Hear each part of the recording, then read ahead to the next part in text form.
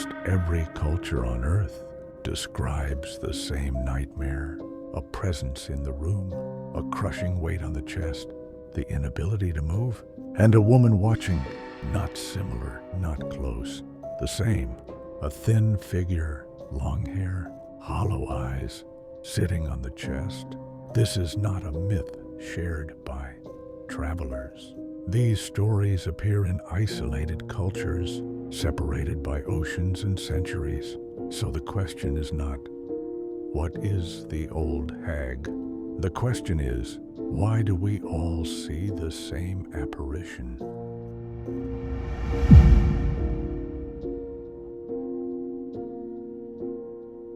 In Newfoundland, she is called the Old Hag. In Scandinavia, the Mare. In Germany, the Alp. In Japan, Kanashibari. In Brazil, the Pisadera. In the Philippines, Bangungot. In Egypt, the Jinn of the Night. Different names, same experience, and always a female presence. Anthropologists were the first to notice the pattern. People who had never heard the stories still described the same figure, same posture, same weight, same silence.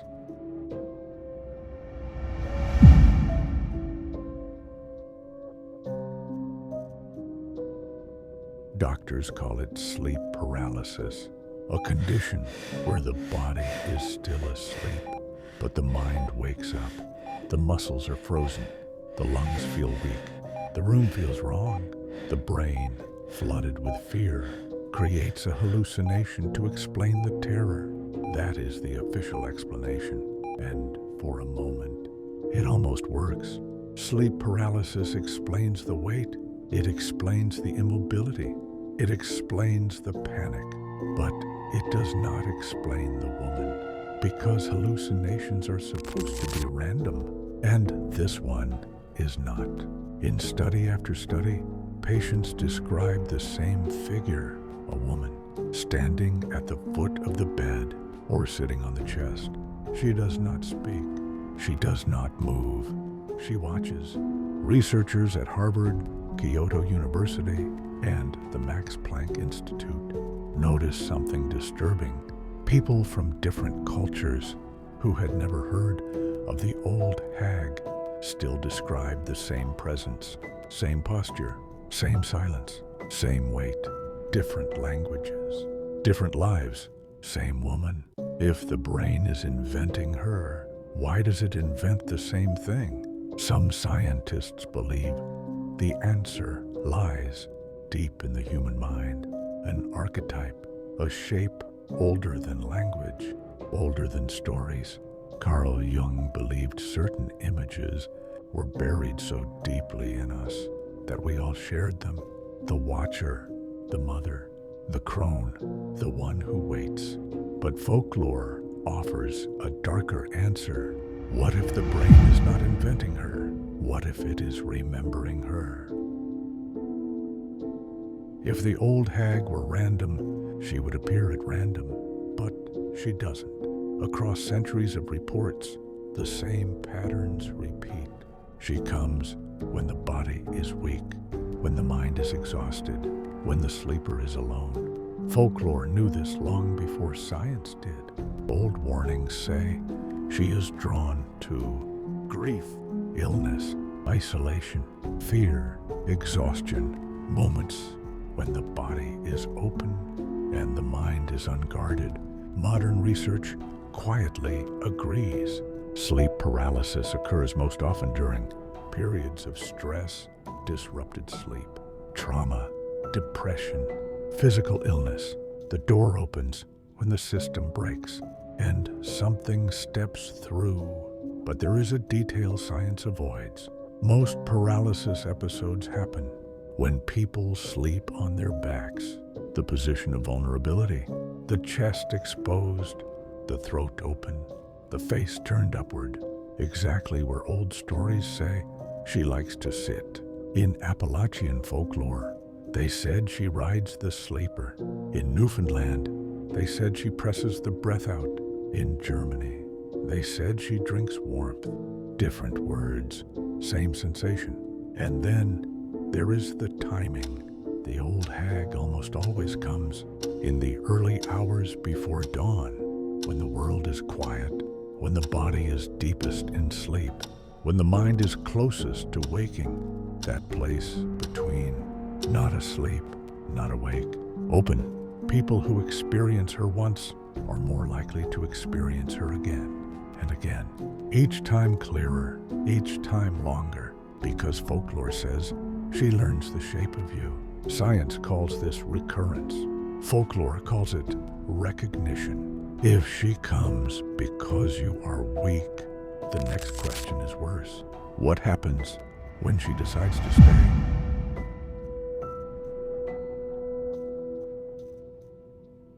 The first time the old hag comes, people think it was a dream. The second time, they know it was not, because she never returns the same way. In repeated cases, the paralysis lasts longer, the weight grows heavier, the room feels closer, and the silence becomes intentional. People begin to notice patterns. She comes faster. She leaves slower. She no longer waits for deep sleep. Some report waking up and seeing her standing in the room before they are paralyzed, watching. This is the point where fear changes. Sleep is no longer rest. It is a risk. People stay awake. They move bedrooms. They sleep with lights on. They avoid lying on their backs. And still, she comes. Folklore warned about this stage. Old stories say, once she recognizes you, you are marked. She knows your breathing, your rhythm, your weakness. That is why she no longer needs to sit. She only needs to be present. Modern reports describe something worse. The paralysis begins to fade, but the presence does not. People can move, they can breathe, they can scream, and still she stands there at the foot of the bed, in the corner, in the doorway. This is when people stop telling doctors, because no diagnosis explains. Seeing the same woman while fully awake. Some people say she eventually stops coming. Others say she simply moves closer each time until she is no longer in the room, until she is in the mind. If the old hag returns because she recognizes you, the next question is terrifying. Why do some people never escape her? Most people experience the old hag once or twice and never again. But some do not get that ending. For them, she does not fade. She stays. In long-term cases, sleep becomes impossible. People begin to fear the bed. They avoid darkness. They sleep sitting up.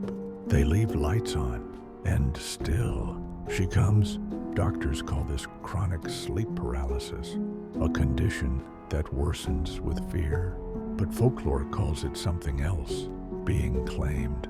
Old stories say that once the old hag recognizes you, you are no longer a visitor.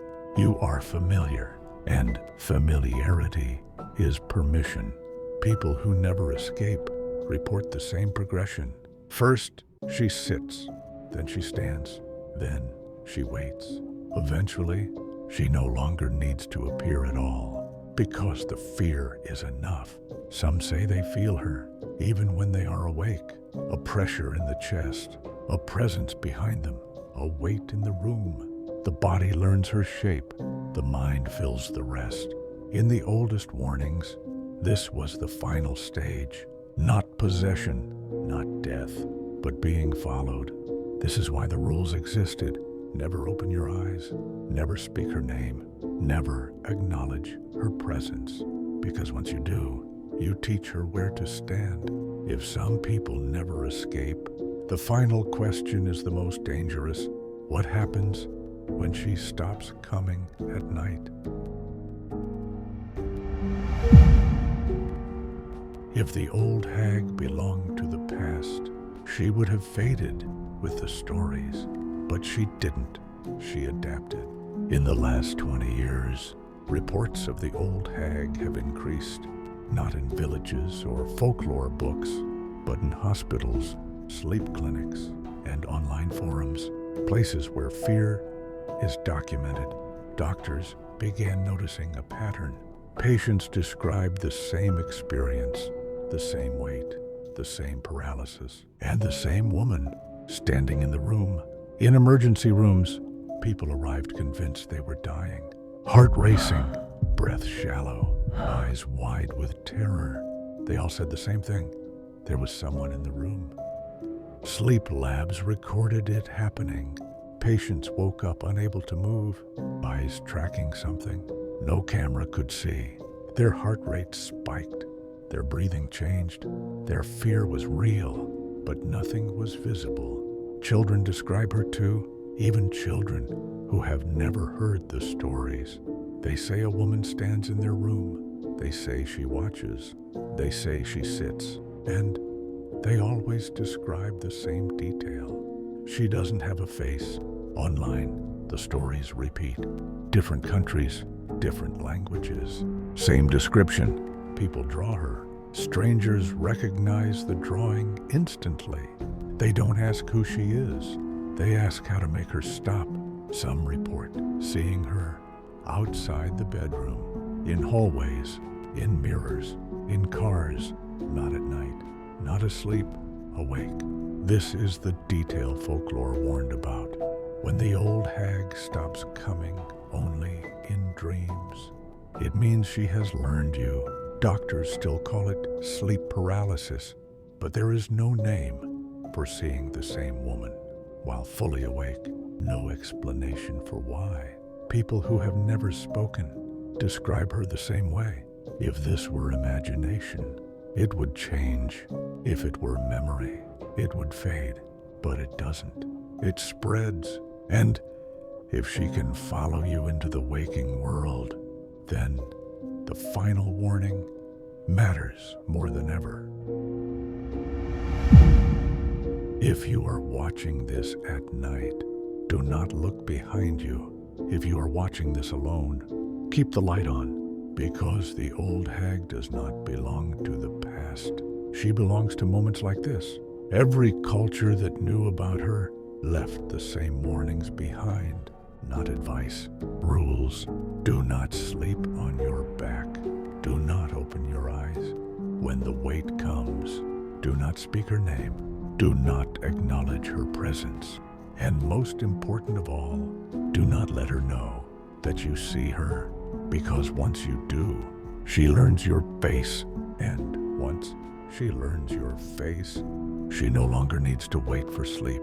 If you wake tonight and cannot move, if the room feels wrong, if the air feels heavy, do not fight, do not scream, do not look. Wait, because she only leaves when she believes you are unaware. And if you are watching this because you have already seen her, then you know this warning is too late. Some truths were forgotten for a reason.